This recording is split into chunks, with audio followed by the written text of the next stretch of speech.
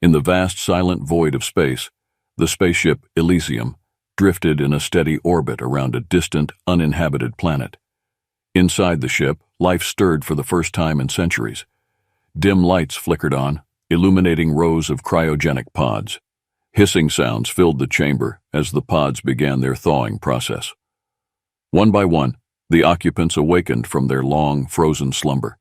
Dr. Aaron Mills was the first to open his eyes, blinking against the harsh light. His mind struggled to piece together fragmented memories of a time long past. He remembered volunteering for a project that promised a better future for humanity, but everything else was a blur. Slowly he sat up, his joints stiff and aching from centuries of immobility. Next to him, Captain Maya Stone groaned as she regained consciousness. A seasoned military leader, her instincts kicked in immediately, and she scanned the unfamiliar surroundings with a mixture of caution and curiosity. "Where are we?" she asked, her voice hoarse. Finn Parker, a young but brilliant engineer, was the third to wake. He rubbed his eyes and looked around, disoriented. "This doesn't look like Earth," he muttered, trying to shake off the remnants of his deep sleep. As more members of the team began to wake, confusion and fear spread among them. They all remembered the same thing, volunteering for a mission to preserve humanity's knowledge and culture during a time of great uncertainty. But they had no idea how long they had been asleep or what had happened since. A voice crackled over the intercom, calm and authoritative. "Attention, newly awakened crew members. This is Commander Nathan Reyes. I understand you have many questions. Please proceed to the briefing room for a full explanation of your current situation." Dr. Mills, Captain Stone, and Finn exchanged wary glances but complied. They made their way to the briefing room, where they found a tall, stern-looking man waiting for them. His uniform was different from theirs, indicating a different era. "Welcome aboard the Elysium," he began. "I'm Commander Nathan Reyes, and I will bring you up to speed." The newly awakened crew settled into their seats, a mixture of anticipation and anxiety palpable in the air. Commander Reyes stood before a large interactive display screen that dominated one wall of the briefing room. With a wave of his hand, the screen lit up, showing a holographic image of Earth. "Let me start from the beginning," Reyes said, his voice steady and clear. "You were part of a project initiated in the early 21st century, designed to preserve the best and brightest minds of humanity during a period of global crisis. You were frozen and sent aboard the Elysium, programmed to awaken when the time was right." He paused, letting the information sink in. "That time is now. It is the year 2400. You have been in cryostasis for nearly 4 centuries. Gasps and murmurs of disbelief spread through the room. Dr. Mills felt a cold chill run down his spine. 4 centuries. It was almost incomprehensible. Reyes continued.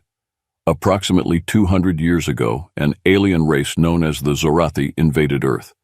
They are a technologically advanced and ruthless species that enslaved the human population and established a tyrannical regime. Our planet, our home, has been under their control ever since." Captain Stone clenched her fists, her military instincts taking over. "What are we doing about it?" she demanded, her eyes blazing with determination. Reyes nodded, as if expecting her reaction. "The Elysium has been orbiting this uninhabited planet, gathering resources and building a resistance. We have allies, both human and alien, who share our goal of freeing Earth from Zorathi oppression. Your awakening is a critical part of our plan. We need your expertise, your knowledge, and your leadership to turn the tide."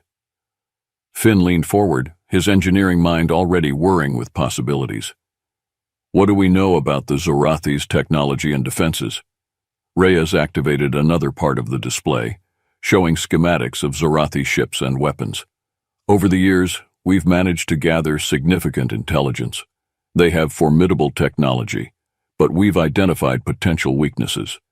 We have a plan to exploit these weaknesses, but it will require precision and coordination." Dr. Mills, still grappling with the enormity of the situation, asked, "What about Earth? What has happened to the people?" Reyes's expression darkened. "The Zorathi have enslaved much of the human population, forcing them to work in mines, factories, and on agricultural projects that serve their empire.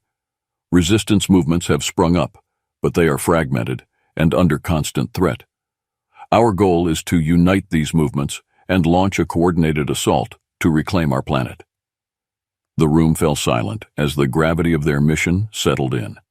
They had awakened to a world vastly different from the one they had left, but their purpose was clear.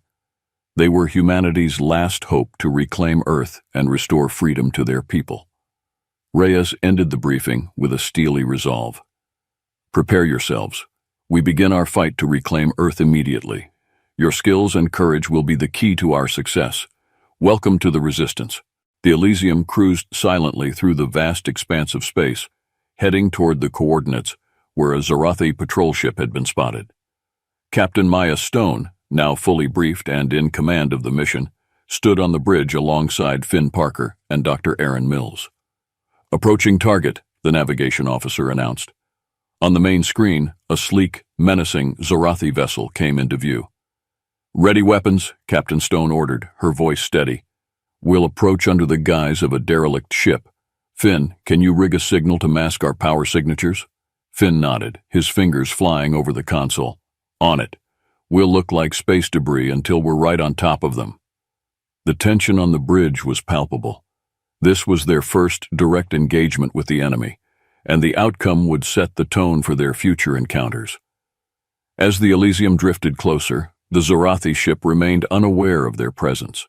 Captain Stone held her breath, counting down the seconds. "Steady, steady, now, all weapons, fire." A barrage of laser fire erupted from the Elysium, slamming into the Zorathi vessel. The enemy ship, taken by surprise, reeled from the impact. However, the Zorathi quickly recovered, retaliating with their own formidable arsenal. "Shields holding at 80%, the tactical officer reported. "Their weapons are powerful, but we've got the upper hand for now." The battle raged on, the two ships exchanging volleys of energy blasts. Captain Stone's tactical acumen and the Elysium's superior maneuverability gave them an edge, but the Zorathi ship was heavily armored and refused to go down easily. "Target their engines," Captain Stone commanded. "We need to disable them and retrieve any intel we can." Finn redirected the ship's main cannons, focusing on the Zorathi's propulsion systems. After a few precise shots, the enemy ship's engines erupted in a fiery explosion, rendering it dead in space. "Boarding teams, prepare to launch," Captain Stone ordered. "Dr. Mills, you're with me. Finn, you stay here and monitor the ship's systems." The boarding team suited up and boarded a shuttle, quickly making their way to the crippled Zorathi vessel. Inside, they encountered fierce resistance from Zorathi soldiers. The alien warriors were tall, with tough, scaly skin and eyes that glowed with an eerie blue light. Captain Stone led the charge, her combat skills proving invaluable as they fought their way through the narrow corridors. Dr. Mills provided support, using a modified pulse rifle to disable Zorathi attackers without causing fatal injuries. Finally, they reached the ship's command center. The Zorathi captain stood defiantly, a snarl on his lips. "You dare board my ship," he hissed. Captain Stone didn't hesitate.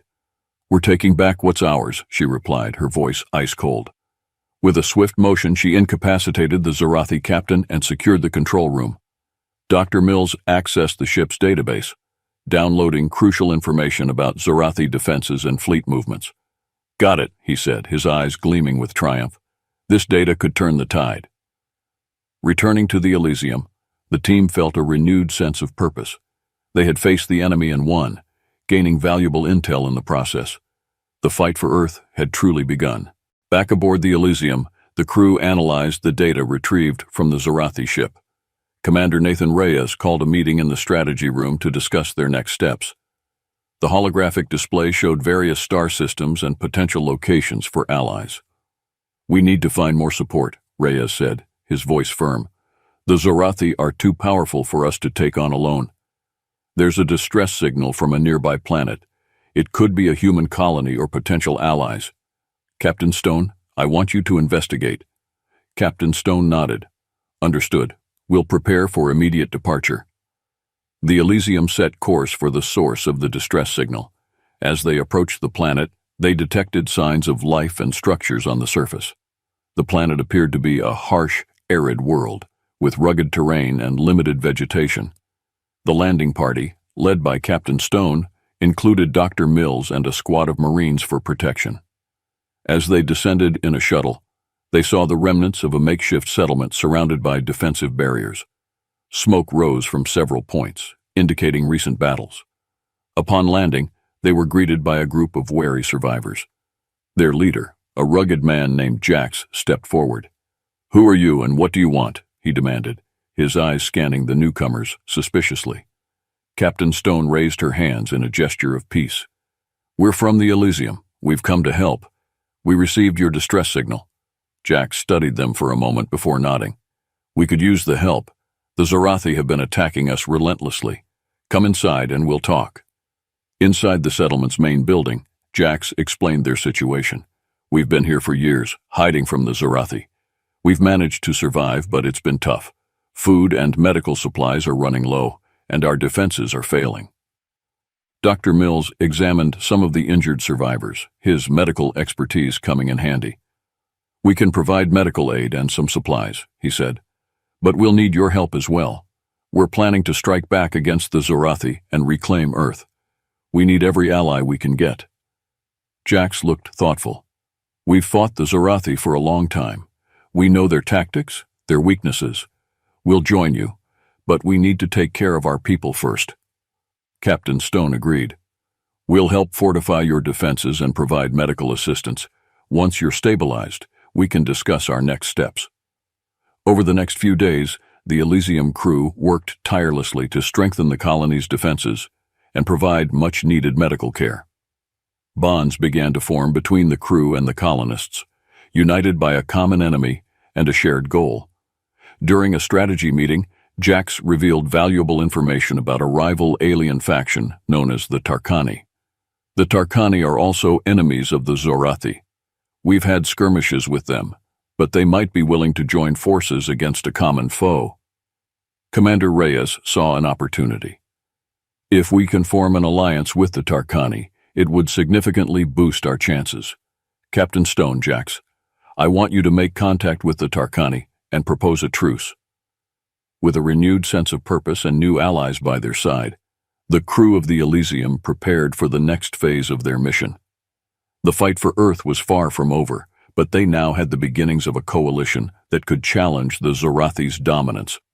Back on the Elysium, the command center buzzed with activity as Dr. Mills and Finn Parker pored over the data they had retrieved from the Zorathi patrol ship. The holographic display in the center of the room showed a detailed map of Earth's current defense grid, highlighting potential weak points. "This is it," Dr. Mills said, pointing to a cluster of satellites in low Earth orbit. "These relay stations control the primary defense systems. If we can disable them, we can create an opening for our forces." Commander Reyes nodded, contemplating the plan. "It's a risky move, but it's our best shot. We'll need to send in a small team to infiltrate and disable the satellites. Once that's done, we can launch a full-scale assault on the Zorathi strongholds."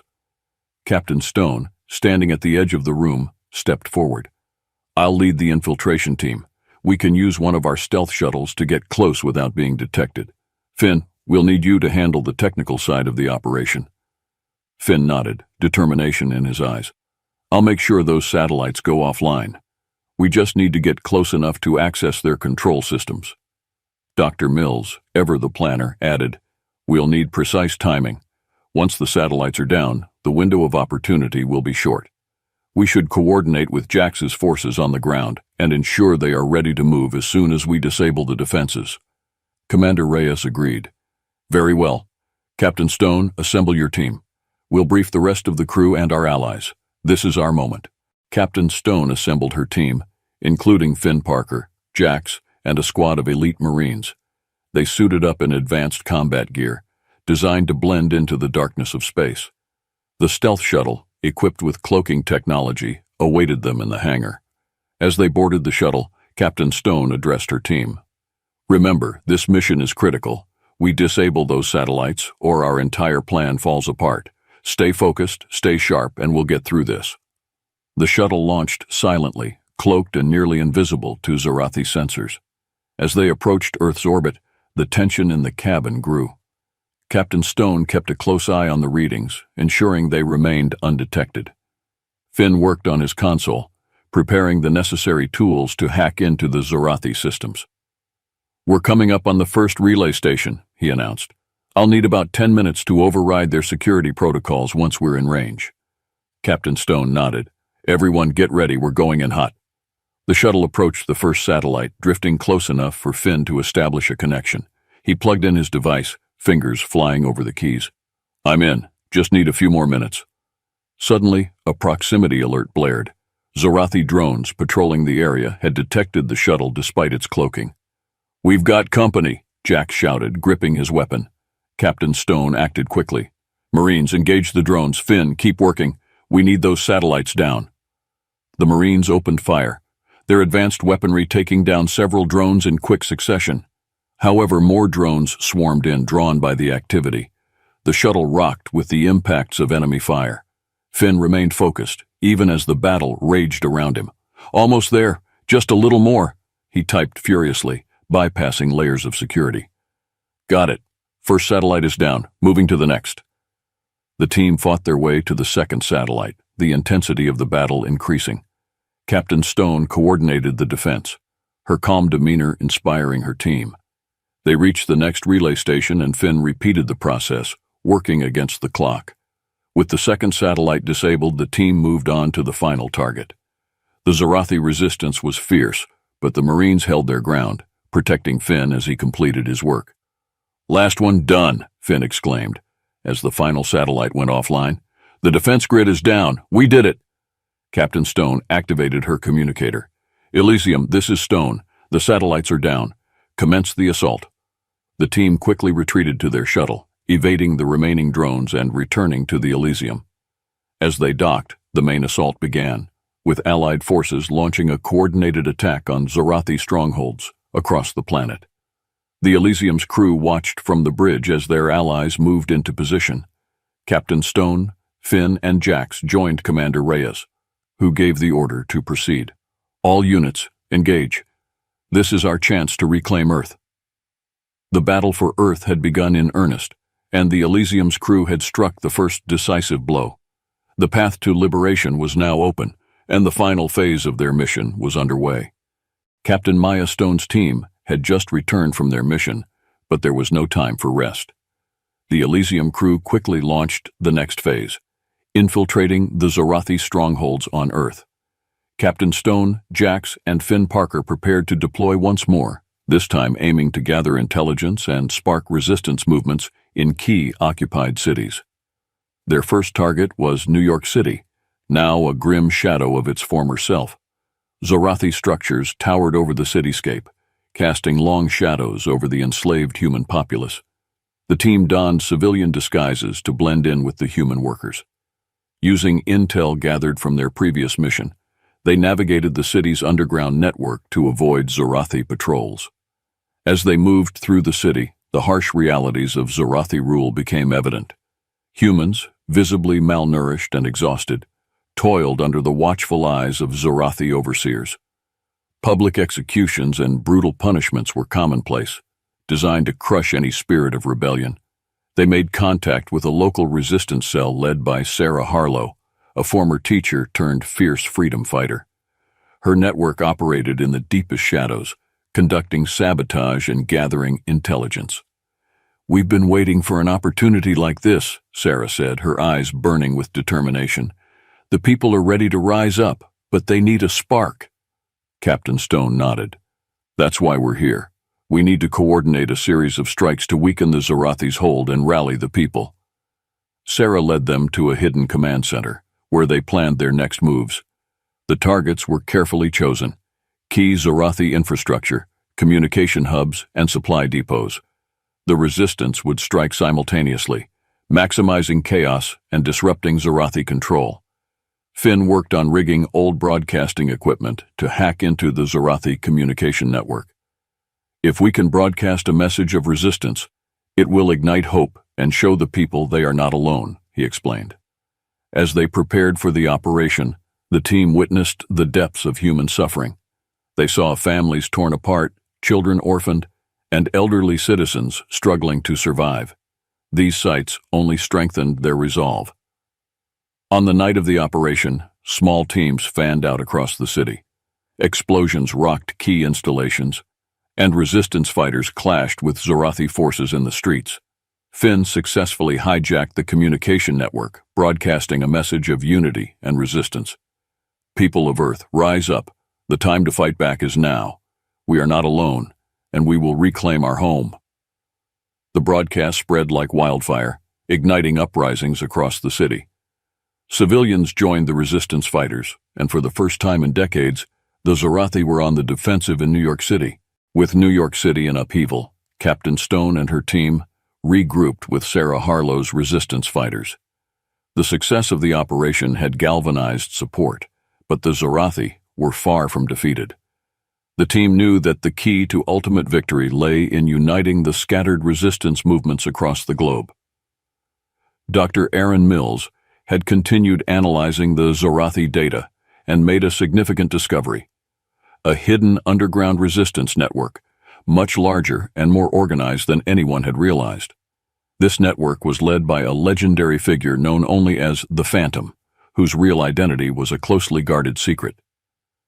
The Phantom's network has been operating under the radar, coordinating efforts and gathering intel, Dr. Mills explained.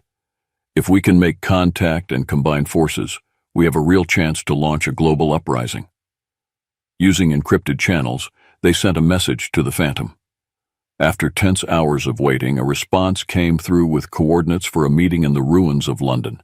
Captain Stone, Jax, and Sarah set out, navigating the dangerous occupied territories with the help of local resistance cells. In the heart of London, they found an old underground bunker, heavily guarded by resistance fighters. Inside, they finally met the Phantom, a woman named Lila Varys, who had been orchestrating the global resistance from the shadows for decades. Lila was a master tactician with an intimate understanding of Zorathi strategies. "We've been waiting for the right moment to strike," she said. "Your actions in New York have provided that moment. The people are ready, but we need to hit the Zorathi where it hurts the most." Captain Stone laid out the plan to disable key Zorathi installations across the globe, using the data and resources at their disposal. "We need coordinated strikes on their command centers, supply lines, and communication hubs," she said. "If we can disrupt their operations, we can throw them into disarray and give our forces the upper hand."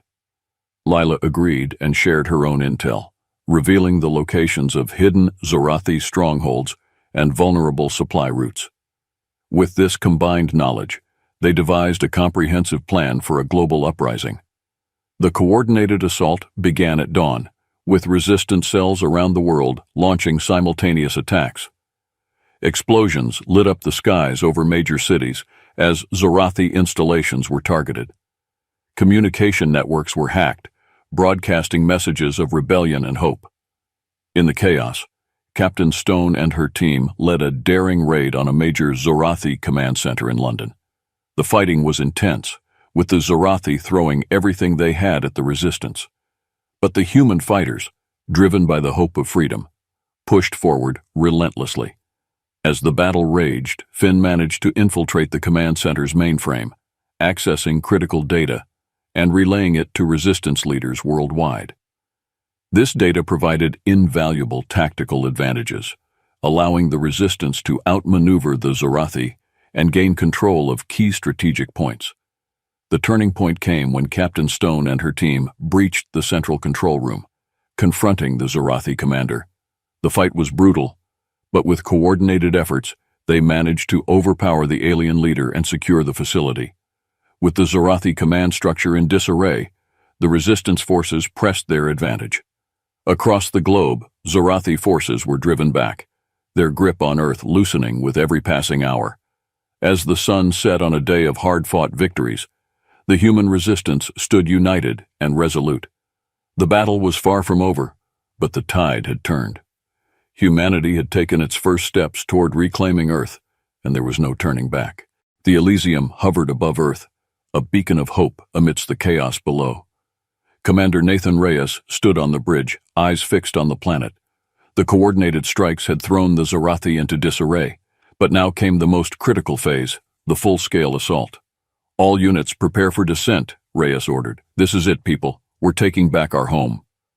Shuttles and drop pods launched from the Elysium, carrying troops and supplies to various hotspots. Captain Maya Stone led a battalion into New York City, now a war zone as resistance fighters clashed with Zorathi forces. Her team included Dr. Aaron Mills, Finn Parker, Jax, and Sarah Harlow. As they descended, the scale of the battle became evident. Fires raged, and the sound of gunfire and explosions filled the air. The Zorathi, though disoriented, were still formidable. They had regrouped and fortified key positions, determined to hold their ground. "We need to take out their command post," Stone shouted over the noise. "Without their leadership, their troops will fall into chaos." Jax pointed to a towering Zorathi structure in the distance. "That's their main command center. It'll be heavily guarded." "We'll need a diversion," Finn suggested. "Something to draw their attention away from the main assault." Sarah nodded. "I'll lead a strike team to hit their supply lines. That should get their attention." As Sarah and her team moved out, Captain Stone coordinated the main assault. Resistance fighters poured into the streets, engaging Zorathi troops in fierce urban combat. The fighting was brutal and relentless, with both sides taking heavy casualties. Dr. Mills set up a makeshift field hospital, treating the wounded amidst the chaos. His skills were invaluable, saving countless lives and boosting the morale of the fighters. "Stay strong," he urged the injured. "We're going to win this." Meanwhile, Finn hacked into the Zorathi communication network, causing confusion and disruption among their ranks. "They're losing coordination," he reported. "Now's our chance." Captain Stone led the final push toward the command center. They fought their way through heavily fortified positions, the resistance fighters showing remarkable bravery and determination. As they approached the command center, the Zorathi launched a desperate counterattack. Explosions rocked the area, and debris rained down. Stone's team took cover, returning fire with everything they had. "We need to breach that door," she yelled. Finn rigged a series of explosives, planting them around the entrance. "Fire in the hole," he shouted, and the charges detonated, blowing the doors open. Inside, they found the Zorathi command center in chaos. Officers barked orders, trying to regain control. Stone's team stormed in, engaging in close-quarters combat. The Zorathi fought fiercely, but the resistance fighters' resolve was unbreakable. In the heart of the command center, Captain Stone confronted the Zorathi commander, a towering figure radiating menace. "Your reign ends here," she declared. The battle was intense, with Stone and the commander exchanging blows. Finally, with a decisive strike, Stone incapacitated the commander, securing the command center. "Command center secured," she reported. "New York is ours." The news spread quickly, igniting celebrations among the resistance. The tide had truly turned, and the fight for Earth gained unstoppable momentum. The victory in New York galvanized the resistance forces worldwide. Encouraged by the success, they launched coordinated assaults on other major cities, driving the Zorathi back. However, the battle was far from over, and the Zorathi were not willing to relinquish their hold on Earth easily. In Washington, D.C., the resistance faced one of their toughest battles yet. The Zorathi had fortified the city, making it a central hub for their operations. Commander Reyes, now leading the ground forces, directed a massive assault to liberate the capital. "We need to take out their central power grid," Reyes explained. "Without it, their defenses will collapse." Dr. Mills and Finn Parker joined the assault team, tasked with infiltrating and disabling the power grid. They moved through the ruins of the city, avoiding patrols and navigating through a labyrinth of destroyed buildings and makeshift barricades. As they approached the power grid, they encountered heavy resistance. The Zorathi had anticipated an attack and fortified the area with automated turrets and elite guards. "We need to take those turrets offline," Finn said, preparing his hacking tools. Under heavy fire, Finn worked to disable the turrets while Dr. Mills provided cover. The resistance fighters pushed forward, engaging in fierce combat with the Zorathi troops. The air was thick with smoke and the sounds of battle. Suddenly, a massive explosion rocked the area, sending debris flying. A Zorathi war machine, a towering mechanical beast, emerged from the smoke, its cannons blazing. "We need to take that thing down," Reyes shouted. Captain Stone and Jax led the charge, using rocket launchers and explosives to target the war machine's weak points. The beast roared, its metal frame dented and burning, but it continued its relentless assault. In the midst of the chaos, Dr. Mills was hit by shrapnel, falling to the ground. Finn rushed to his side, applying emergency medical treatment. "Stay with me, Aaron," he pleaded. Despite his injuries, Dr. Mills directed Finn to complete the mission. "You have to disable the grid," he gasped. "I'll be fine." Finn nodded, determined. He finished hacking the turrets and moved to the main power controls. With precise, calculated movements, he overloaded the system, causing a massive blackout. The Zorathi defenses flickered and died, leaving them vulnerable. "Power grid is down," Finn reported. "Move in."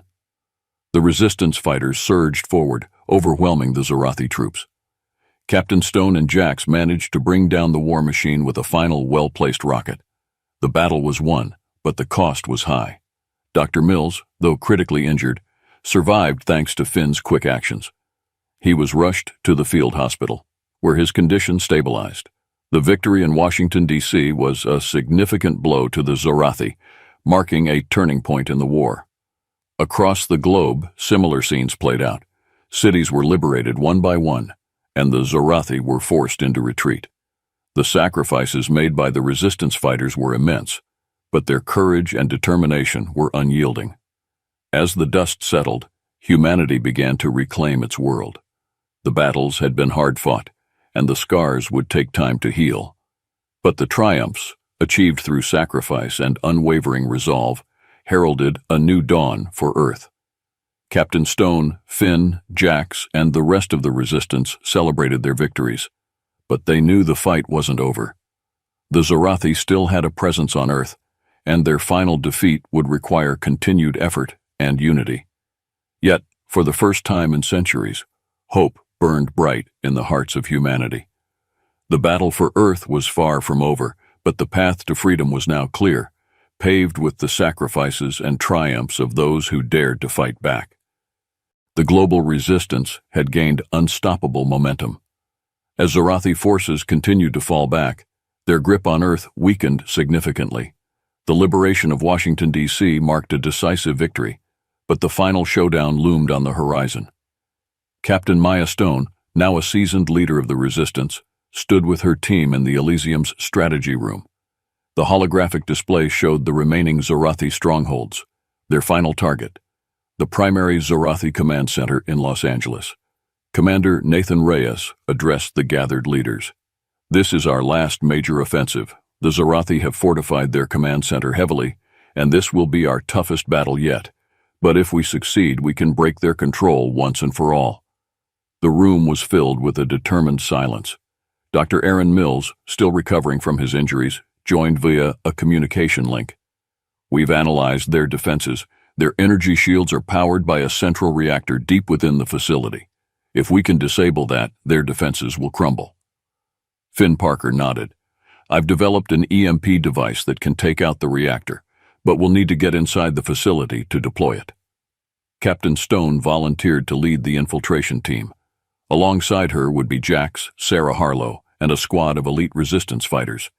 They knew the risks, but the stakes were too high to hesitate. As the assault force prepared, the Elysium launched a diversionary attack to draw Zorathi attention away from the infiltration team. The battle began in earnest, with resistance forces clashing head-on with Zorathi troops. Under the cover of this chaos, Captain Stone's team made their way through the outskirts of Los Angeles, now a battlefield. They moved swiftly and silently, using the terrain and ruins to their advantage. The closer they got to the command center, the fiercer the resistance became. Finally, they reached the outer perimeter of the command center. It was a towering fortress, bristling with weapons and guarded by the Zorathi's elite soldiers. Using stealth tactics and synchronized strikes, the team neutralized the outer guards and breached the facility. Inside, the corridors were a maze of high-tech security systems and heavily armed patrols. Finn guided them through, disabling security cameras and hacking doors to avoid detection. They encountered pockets of fierce resistance, but their resolve carried them forward. Reaching the reactor chamber, they found it heavily guarded by Zorathi elites. A fierce battle erupted, with the team fighting for every inch of ground. Captain Stone and Jax took point, their combat skills honed by countless battles. Amidst the chaos, Finn moved to the reactor controls. He deployed the EMP device, setting the timer. EMP is set. We need to get out of here before it goes off. The team fought their way back, racing against time. Explosions rocked the facility as they made their escape. Finally, they burst out into the open, just as the EMP detonated. A massive shockwave rippled through the command center, and the energy shields flickered and died. Outside, the resistance forces pressed their attack. With the shields down, the Zorathi defenses crumbled. Commander Reyes led the charge, pushing deep into the heart of the command center.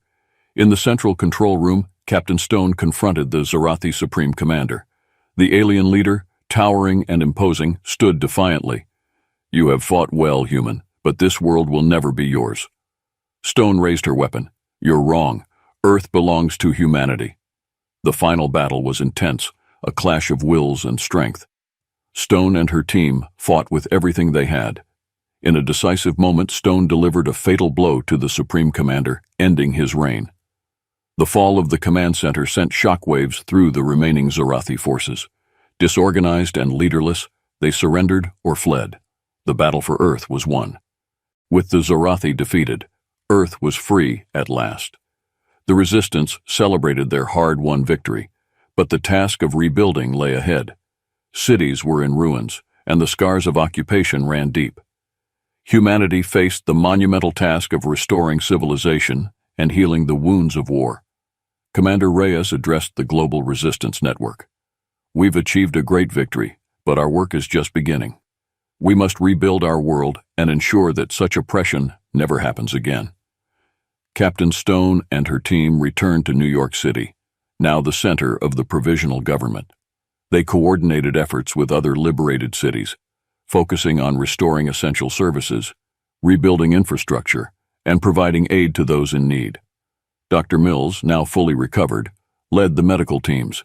"We need to address the physical and psychological wounds left by the occupation. Our priority is to heal and support our people." Finn Parker worked on repurposing Zorathi technology for civilian use. "Their tech can help us rebuild faster. We'll use their advancements to our advantage." In Washington, D.C., a global summit was held, bringing together leaders from the Resistance, surviving governments, and newly liberated territories. They discussed plans for a united, peaceful future, emphasizing cooperation and mutual support. Jax and Sarah Harlow, now respected leaders, played crucial roles in integrating various resistance factions into a cohesive governance structure. "We fought together, and now we must build together," Jax declared. The process of reconciliation began as well. Former collaborators and Zorathi sympathizers were given fair trials, and efforts were made to rehabilitate rather than punish. "Justice must be tempered with mercy," Sarah insisted. "We need to move forward as one people." In a symbolic act of unity, the ruins of the Statue of Liberty were restored, its torch raised once more as a beacon of hope and freedom. The reconstruction of cities and landmarks became symbols of humanity's resilience and determination. As Earth began to heal, the Elysium and its crew prepared for their next mission. They had proven that unity and courage could overcome even the greatest of foes. Now they turned their eyes to the stars, ready to explore and ensure that humanity would never again face such a threat alone. Commander Reyes, Captain Stone, Dr. Mills, Finn Parker, Jax, and Sarah Harlow stood together, looking out at the horizon.